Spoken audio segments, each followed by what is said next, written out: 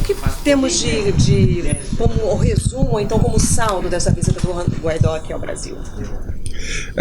Em relação ao presidente Guaidó, foi uma excelente visita, mostrou a sua capacidade de liderança, seu compromisso com a transição democrática na Venezuela, teve uma excelente conversa com o presidente, mostrou seus planos, sua determinação. Ficamos ainda mais confiantes na capacidade do presidente Guaidó de ser o centro desse avanço rumo à democratização da Venezuela. Foi muito positivo. O que o Brasil pode fazer daqui para frente a partir de concreto? Ontem, numa entrevista, o presidente Guaidó falou em retomada de ajuda humanitária. Isso ficou acertado nessa visita? Ficou acertado que, enfim, continuamos dispostos, prontos a proporcionar, na medida do possível, essa ajuda sem uma nova data, sem um novo cronograma. Isso dependeria de toda uma articulação para que finalmente possa entrar ajuda, mas o Brasil continua pronto a fornecer. Em relação aos passos que o Brasil pode dar, os limites que o Brasil pode ajudar, ontem o presidente Bolsonaro se pronunciou e falou que o Brasil pretende ajudar a Venezuela, mas dentro do limite da legislação. A gente entende que isso tem a ver com a possibilidade de intervenção que o Brasil se posiciona contra. Nesse aspecto, tirando a possibilidade de intervenção militar, o que de prático, de fato, o Brasil pode intervir? É negociação sobre, por exemplo, a anistia? A gente fica um pouco, ministro, sem entender de que forma nós vamos poder avançar. A impressão que passa é que existe um impasse, na verdade, e não sabemos exatamente o que o Brasil pode fazer, de fato, para atuar nesse campo. Não existe um impasse. Nós temos uma atuação, em primeiro lugar, dentro do Grupo de Lima, onde cada vez mais a gente avança rumo à legitimação internacional do governo interino e mostrar a total ilegitimidade do regime Maduro, né? Isso já está acontecendo, por exemplo, nos fóruns internacionais, onde a gente não aceita mais, por exemplo, assistir a intervenções de representantes da ditadura, e estamos trabalhando para que sejam reconhecidos nos organismos internacionais representantes do regime, do governo Guaidó, como os representantes legítimos da Venezuela. Bilateralmente, ontem, por exemplo, essa visita foi uma coisa fundamental, foi um avanço fundamental, quer dizer, a gente receber o presidente da Venezuela. A Venezuela passou a ser outra coisa, né?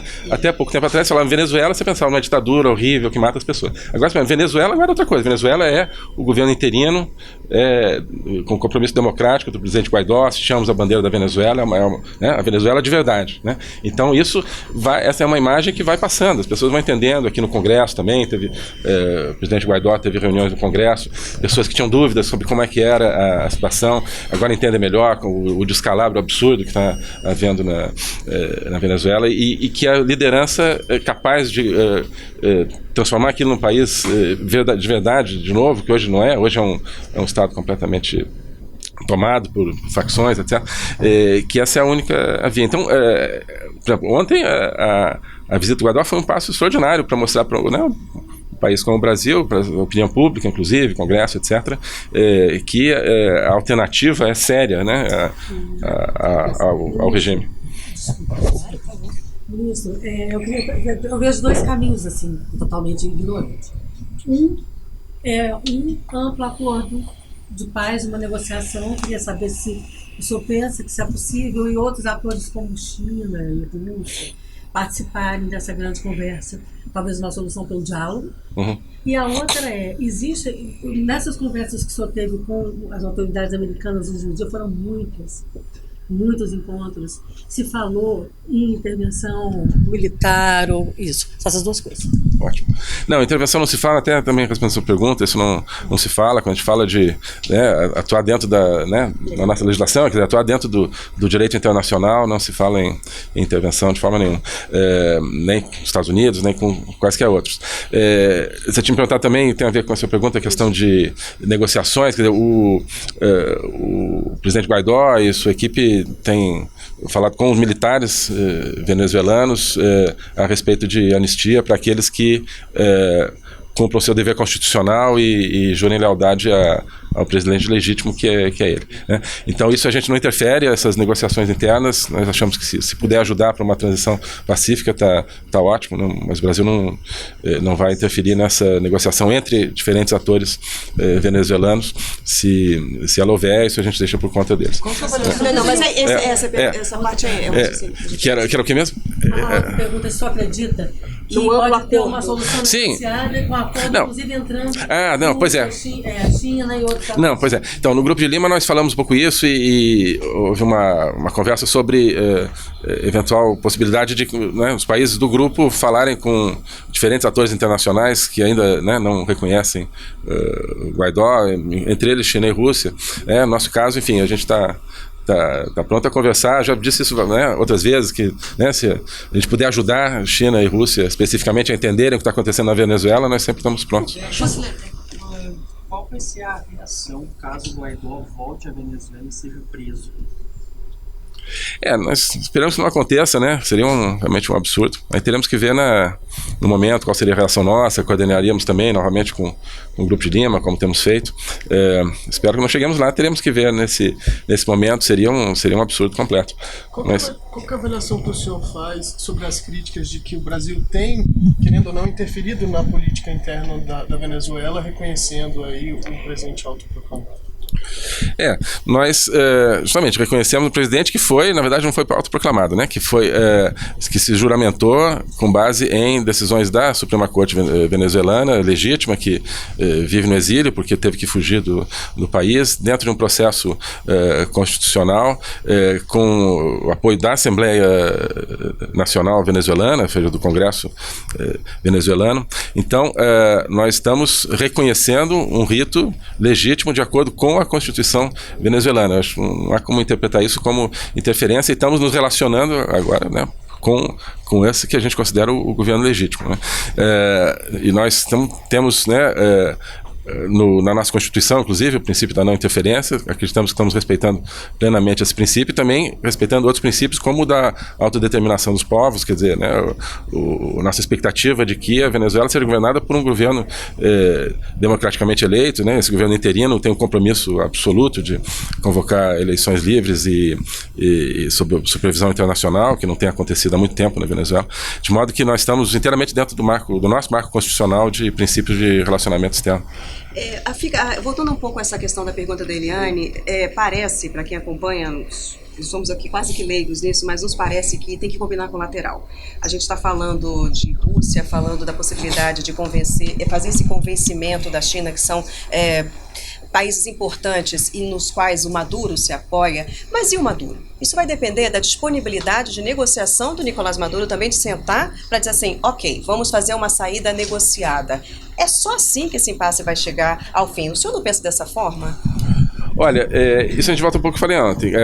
Qualquer diálogo entre atores venezuelanos, né, nos parece que tem que ser entre eles, né? O que nós não queremos assim colocar no mesmo pé o regime que a gente considera legítimo, o Guaidó, com o Maduro, né? E, portanto, se a gente ou outros países quisessem intermediar ou aí sim interferir nesse diálogo, aí nos parece que não é um caminho. Agora, tratativas, né, não chamamos nem de negociações, tratativas entre eles que facilitem a saída de Maduro e o fim do regime, enfim, nos parece que é totalmente uma decisão deles, né? Lembrando que o presidente Bolsonaro teve comentado ontem no café da manhã que poderia conversar, né, ter esse contato com o Maduro, não é isso? Como ele faria isso? Bom, isso, enfim, como digo assim, qualquer coisa que facilite uma solução, enfim, né, a gente também vai ter que completar, mas sempre em coordenação com, exatamente, com o Guaidó, com o governo legítimo, se chegar a ser o caso. A situação hoje concreta o Brasil se disponibiliza a fazer essas tratativas, mas ele não está se oferecendo para fazer essa tratativa?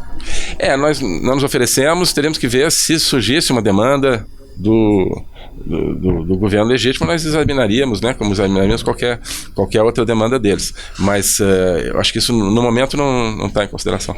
Mas uma conversa com o próprio Maduro ou alguém representante do regime tem já algum tipo de contato? Porque como o presidente falou isso ontem, a gente gente imagina que já exista um início de Uma coisa conversa. mais, juntando, assim, aproveitando a pergunta, qual é o próximo passo que o Brasil vai tomar nesse sentido? Porque em relação a tratativas ao regime, a conversar com a outra ponta, não só com a ponta de cá, porque até então não com o aparentemente governo, eu sou isso que eu estou dizendo que foi importante, porque é um trabalho de convencimento. Ele veio aqui mostrar que diz, olha, eu tenho condições de ser o presidente, é disso que o senhor está falando. Mas tem a outra ponta que também tem que entrar na negociação. Então, qual é o próximo passo que o Brasil vai dar nesse sentido? O senhor fala que vai esperar uma demanda, mas o presidente ontem falou, já está de fato sendo articulada essa negociação, essa ponte com Maduro?